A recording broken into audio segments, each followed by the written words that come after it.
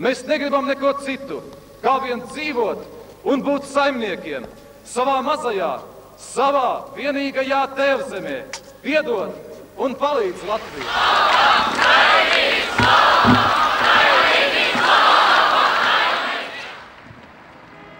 Tur pār tās mājas jumtam līdz tam kalnam paceltos ūdens. Tas milzīgais. Rukotvornoja Morija tā sauc kādreiz padomju komunisti. Un man tā ļoti bravūrīgi doma iešaus prātā, bet vai tad nevar neko darīt, vai tad nevar to neiedzību apturēt? Kad man ievēlēja pat Tautas frontes priekšsēdētāju, tad man liekas tēvs vai māte, kurš man atrakstīja, tad vēstuli dēliņu met plinta krūmos, kamēr tā par vēlu.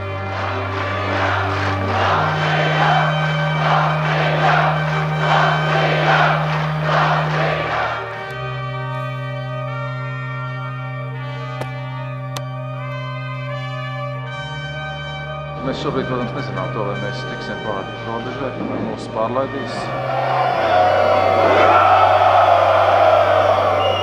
LR prokurora iecelšana.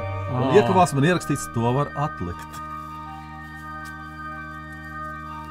Un viņš piepieši man saka tā, viņš saka, Daini, stājies partijā uzreiz. Es saku, kādā partijā? Viņš saka, vienalga kādā. Viņš saka, es viņiem visiem maksāju.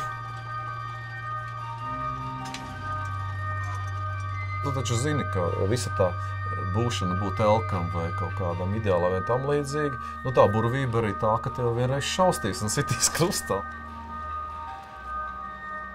Es pat nezinu, ko es darītu. Es tagad varētu atkal atgriezties no tām krustcelēm, iet atpakaļ. Daži saka tā ļoti lepni, ka viņi rīkotos gluži tāpat, es nezinu.